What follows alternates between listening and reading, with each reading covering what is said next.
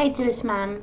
It's been a bit of a heavy week, I think, in all of the entire Jewish world this week, and I want to give you a little bit of insight about what what it's been like in Israel this week.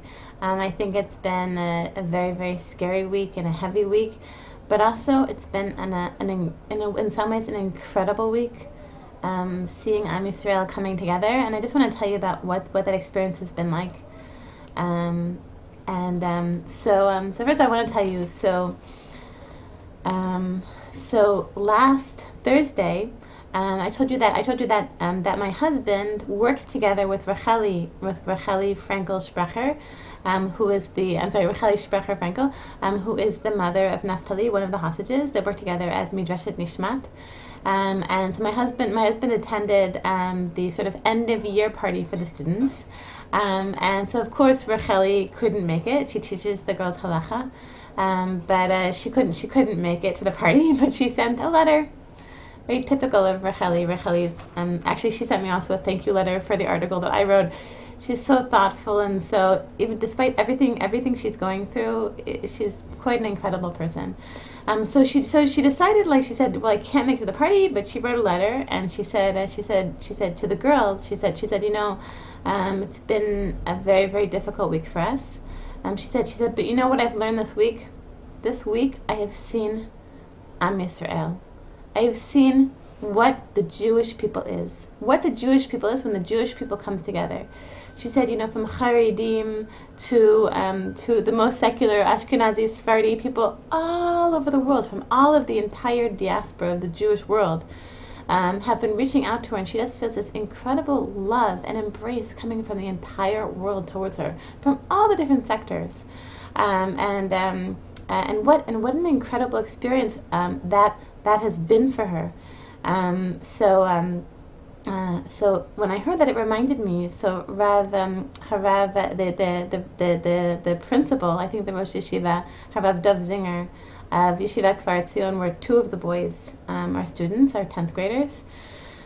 So he was talking about, he gave a really beautiful interview to Tarut Sheva, about the kidnapping and what the students have been going through, and the reporter asked him about this incredible feeling of unity in Israel now, and he said, well, it makes sense. The word Sarah, troubles, has the same root as tzur. Tzur is a bundle. It means that when there's troubles in the Jewish people, that we really come together. So I wanted to. I received a few people sent me something called the Short Vort from Rabbi Eisenman of Passaic, New Jersey, and it was about. So Rabbi Eisenman, he has a column in Mishpacha magazine, and he said that Racheli actually called him. Racheli called him and asked him if he would convey certain messages to his readership. And one thing that she told him, she said that Yair Lapid is a very, very secular Israeli politician. He's a secular minister of finance, and he told Racheli, he said, quote unquote, I haven't prayed in 6 years. I haven't gone into synagogue since my son's bar mitzvah. But when I heard what happened to your sons, I turned my house upside down to look for my grandfather's prayer book. I sat down and prayed. And I think that this is really typical. I know that before Shabbat, in our building, we live in like a building with about 13 apartments, and we're actually the only religious family living here. So I heard right before Shabbat, I heard that one of the fathers of the kidnapped boys went to someone in the Chabad international leadership. And begged this Chabadnik to spread the message that people, even women who usually don't, if all women could light Shabbat candles at Shabbat. So I went around to my various neighbors, and I have little candles. I said these are people who usually don't keep Shabbat at all, like people who watch TV and go driving, sort of like young, many people in our who live in our sort of apartment complex. Many of them are young university students, so sort of boyfriends and girlfriends living together. So I would go to like the girlfriends, and I gave them candles, and I said, it's very important this week. The parents of the hostages are asking that we light candles, and here's candles. And they're like, oh yeah, definitely, definitely. Like, what time do I light? And everyone was so on board. I think that these are people who probably usually like they would look at these boys and where they're coming from, look at their families and be like, oh, this is like really religious, fanatic, attending school, attending yeshiva and high school in the occupied territories, or, look at the mothers with their head coverings and very, very religious. This is very, very extremist, and feel very, very set apart from them and feel very, very distant from them. But now with everything that's going on, like people just feel very, very together. Like everyone, just saying now, like in the secular side, feel very, this is like the major news story. Like all of Israel is just watching what's happening and crying with the families and praying with the families. And also, something which is no less surprising to me has been the tremendous response within the Haredi community.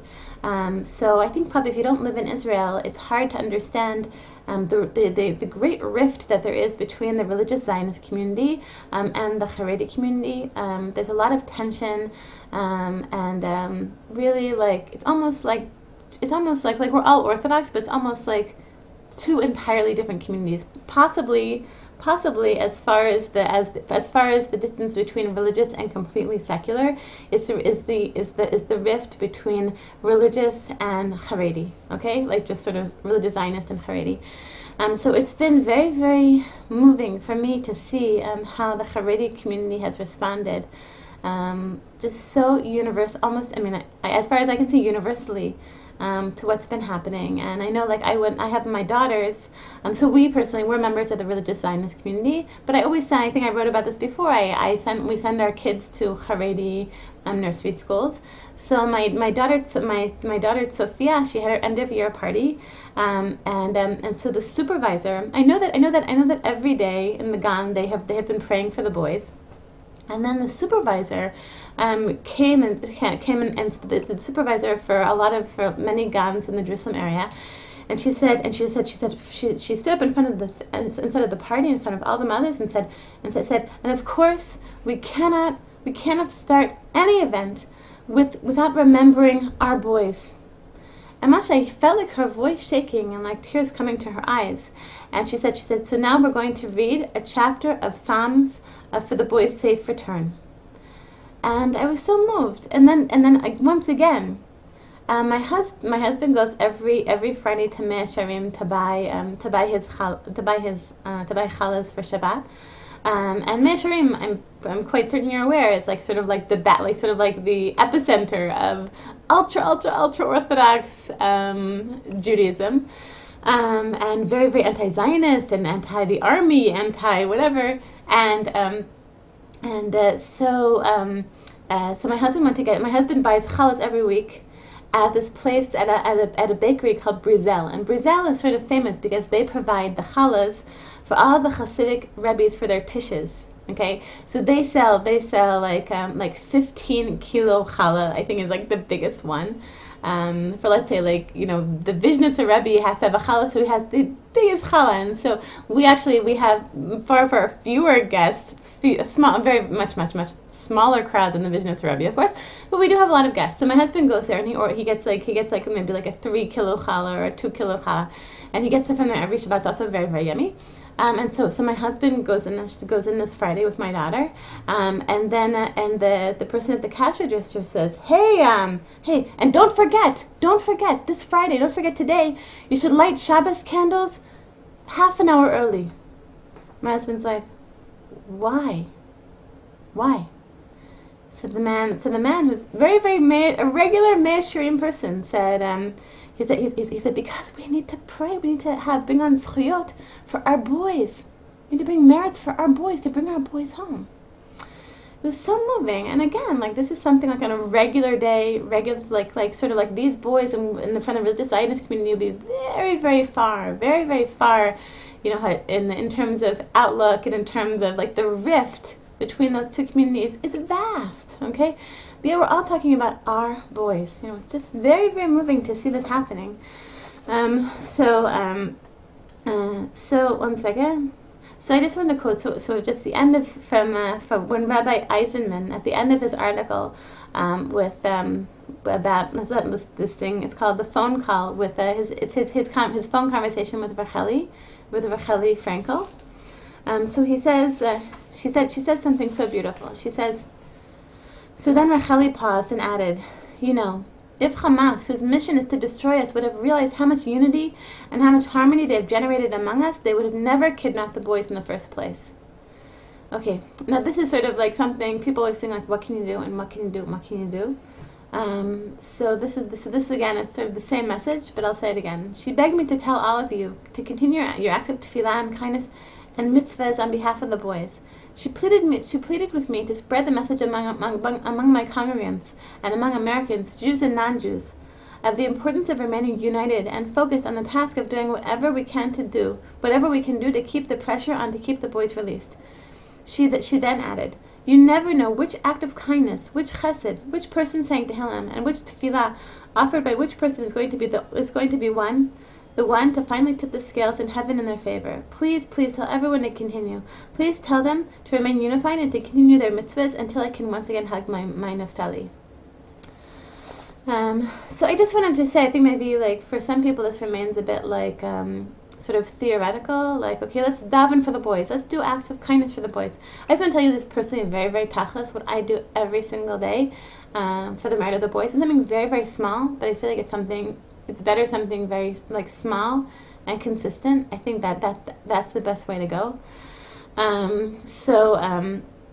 Of course, if you have time, I guess to be davening all day and doing goodies the whole day. But I think for me and for probably a lot of people, it works better to take like one like small thing that you can do consistently. So this is what I do. Okay, every single day, I daven. I say the Tehillim, which were recommended by Rabbi Steinsaltz, Psalm 142 and 143. Which specifically talk about, it seems like a person in captivity when David HaMelech was in captivity. So I say them and I daven the boys' names with their mothers' names, and daven that the boys should come home safely. And something else I'm doing in terms of good deeds, I've decided that it's my Kabbalah, the thing that I've accepted upon myself to work on, is when I bench, when I say the blessing after eating bread, to say it to focus more on two paragraphs, to have more kavanah when I'm saying two of the paragraphs.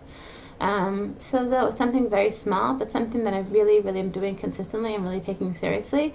And I urge you as well. I think that that all of us together, this time when we all feel this need to do what we can to help these boys and to bring them home to their families. And Bezat Hashem, I hope Bezat Hashem that very, very soon we will be hearing very good news. Bezat Hashem. Have an amazing week.